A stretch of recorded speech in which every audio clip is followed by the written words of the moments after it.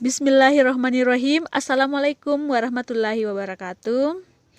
Alhamdulillahirabbil alamin. Puji syukur saya panjatkan kehadirat Allah Subhanahu wa taala atas terselesainya tugas video pembelajaran saya. Perkenalkan, saya atas nama Mirdawati, seorang mahasiswa jurusan akuntansi dari kelas akuntansi 19C Universitas Muhammadiyah Makassar. Terima kasih saya ucapkan kepada dosen pengempu mata kuliah akuntansi perpajakan, yaitu Ibu Saidah Said SEMAK, atas bimbingannya kepada saya sehingga video pembelajaran saya ini dapat terselesaikan. Pada kesempatan kali ini saya akan memaparkan tentang PPh pasal 26. Baik, pada kesempatan kali ini terlebih dahulu saya akan menyampaikan agenda materi yang akan saya paparkan, yaitu pengertian PPh pasal 26, kemudian ketentuan PPh pasal 26, terus objek pajak PPh pasal 26, tarif PPh pasal 26, pemotong PPh pasal 26, syarat penanaman kembali, dan yang terakhir contoh soal. Nah, selanjutnya saya akan memaparkan tentang pengertian PPh pasal 26. Menurut Undang-Undang Nomor 36 Tahun 2008, PPh pasal 26 adalah pajak penghasilan yang dikenakan atau penghasilan yang diterima wajib pajak luar negeri dari Indonesia selain bentuk usaha tetap atau BUT di Indonesia. Nah, untuk PPh pasal 26 ini adalah subjek pajaknya yaitu wajib pajak luar negeri yang melakukan suatu kegiatan di Indonesia.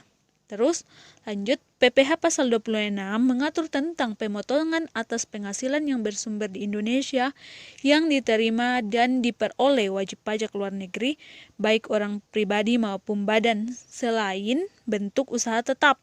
Jadi pasal 26 ini mengatur tentang penghasilan seorang warga negara asing baik itu dalam bentuk pribadi maupun badan yang melakukan suatu kegiatan di Indonesia. Nah, selanjutnya kita masuk ke dalam pemotong PPh pasal 26.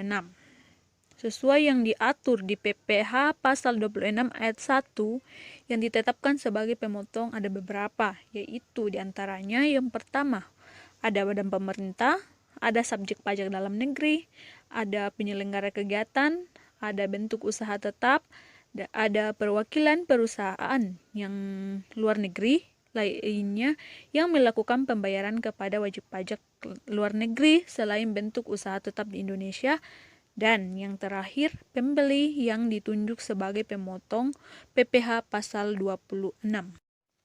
Nah, selanjutnya kita akan membahas tentang ketentuan PPh pasal 26. Di sini ada dua ketentuan dari PPh pasal 26, yaitu diantaranya yang pertama, seorang individu yang tidak bertempat tinggal di Indonesia, individu yang tinggal di Indonesia tidak lebih dari 183 hari dalam waktu setahun atau 12 bulan, dan perusahaan yang telah didirikan atau berada di Indonesia yang mengoperasikan usahanya melalui bentuk usaha tetap di Indonesia. Jadi maksudnya di sini yaitu seorang individu ataupun badan usaha atau perusahaan yang melakukan suatu kegiatan usaha di Indonesia tidak lebih dari 183 hari dalam waktu setahun, maka dikenakan PPh pasal 26. Ketentuan yang kedua yaitu seorang individu yang tidak bertempat tinggal di Indonesia, individu yang tinggal di Indonesia dan tidak lebih dari 183 hari dalam waktu setahun atau 12 bulan, dan perusahaan yang tidak didirikan atau berada di Indonesia yang dapat menerima atau memperoleh penghasilan dari Indonesia tidak melalui menjalankan usaha melalui suatu bentuk usaha tetap di Indonesia. Jadi misalnya di sini seorang suatu perusahaan di luar negeri yang berkedudukan di luar negeri, tetapi salah satu penghasilannya ada di Indonesia, memperoleh penghasilan di Indonesia, maka dikenakan pajak PPh pasal 26. Pembahasan selanjutnya yaitu objek pajak PPh pasal 26. Di sini ada 8 yang dikategorikan sebagai objek. Di antaranya yaitu dividen, yang kedua bunga termasuk premium, diskonto, insentif yang terkait dengan jaminan pembayaran pinjaman. Yang ketiga royalti, sewa, dan pendapatan lain yang terkait dengan penggunaan aset. Yang keempat insentif yang terkait dengan jasa, pekerjaan, dan kegiatan.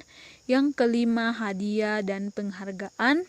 Dan yang keenam pensiun dan pembayaran berkala. Yang ketujuh premi swap dan transaksi lindung lainnya. Dan yang terakhir perolehan keuntungan dari penghapusan utang. Oke, jadi objek pajak di sini saya berikan contoh, misalnya ada seorang warga negara asing yang melakukan yang mengikuti sebuah kegiatan, misalnya perlombaan Asian Games di Indonesia, dan seorang warga negara asing ini menang.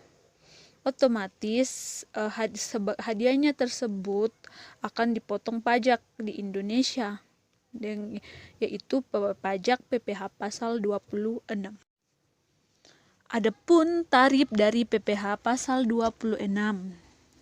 Di sini saya memaparkan ada 4 poin. Poin yang pertama yaitu atas penghasilan dividen, bunga, royalti, sewa, dan penghasilan lain sehubungan dengan penggunaan harta, imbalan, hadiah, dan penghargaan, pensiun, premi, swap, keuntungan karena pembebasan utang, maka dapat dicari dengan rumus penghasilan bruto dikali dengan 20%. Kemudian yang kedua, tarif yang kedua yaitu atas penghasilan yang berupa penghasilan dari penjualan, dengan rumus dapat dicari dengan rumus PPh pasal 26 yaitu penghasilan bruto dikali dengan perkiraan penghasilan baru dikali dengan 20%. Selanjutnya tarif yang ketiga yaitu atas penghasilan yang berupa penjualan atau pengalihan saham dipotong PPh pasal 26 sebesar 20% dari perkiraan penghasilan neto. Dapat dicari dengan rumus PPh pasal 26 sama dengan penghasilan bruto dikali dengan penghasilan neto. Jadi di sini kita cari dulu penghasilan bruto, baru dikali dengan penghasilan neto, baru dikali dengan 20%. Kemudian tarif yang keempat yaitu atas penghasilan kena pajak sesudah dikurangi dari suatu bentuk usaha tetap di Indonesia dikenai pajak sebesar 20%, kecuali ada pengecualian di sini yaitu penghasilan tersebut ditanamkan kembali di Indonesia. Jadi tidak dikenakan apabila penghasilan tersebut ditanam kembali, jadi tidak dikenakan lagi PPh pasal 26. Dengan kasus seperti ini maka dapat dicari dengan rumus yaitu PKP dikali dikurang PPh terutang. Kita cari dulu PKP-nya, baru dikurang PPh terutang, baru dikali 20%. Nah, selanjutnya yaitu tarif 20% atau final. Disebut final di sini karena tarif 20% ini dibayarkan secara langsung dari laba bersih yang diharapkan dari yang pertama pendapatan dari penjualan aset di Indonesia, yang kedua premi asuransi, premi reasuransi yang dibayarkan langsung maupun melalui pialang kepada perusahaan asuransi di luar negeri.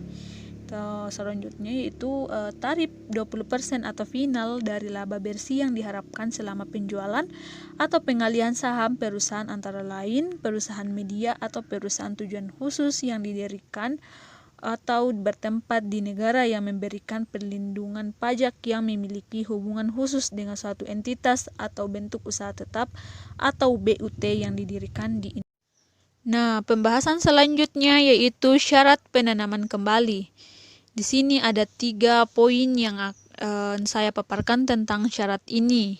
Poin yang pertama yaitu dilakukan dalam bentuk penyertaan modal atau pada perusahaan yang didirikan dan berkedudukan di Indonesia sebagai pendiri atau peserta pendiri.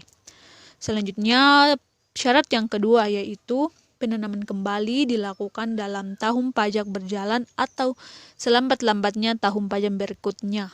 Dan syarat yang ketiga atau syarat yang terakhir yaitu tidak mengalihkan penanaman kembali tersebut sekurang-kurangnya dalam jangka waktu 2 tahun sesudah perusahaan tempat penanaman dilakukan berproduksi komersil. Nah, selanjutnya kita masuk ke dalam agenda materi yang terakhir yaitu contoh soal. Di sini saya akan memaparkan ada 2 contoh soal yang akan saya paparkan. Langsung saja kita bahas tentang contoh soal yang pertama yaitu Alan adalah seorang warga negara Inggris yang memiliki 20% saham atas PT Jaya Raya di Indonesia.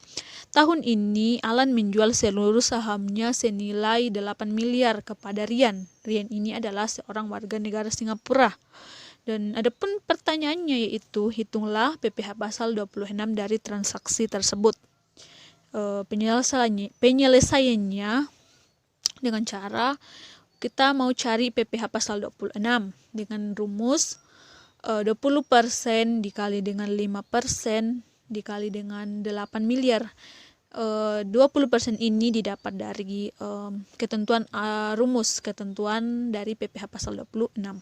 Kemudian 25% ini kita ambil dari sahamnya ini si Alan terhadap PT Jaya Raya di Indonesia. Kemudian nilai 8 miliar ini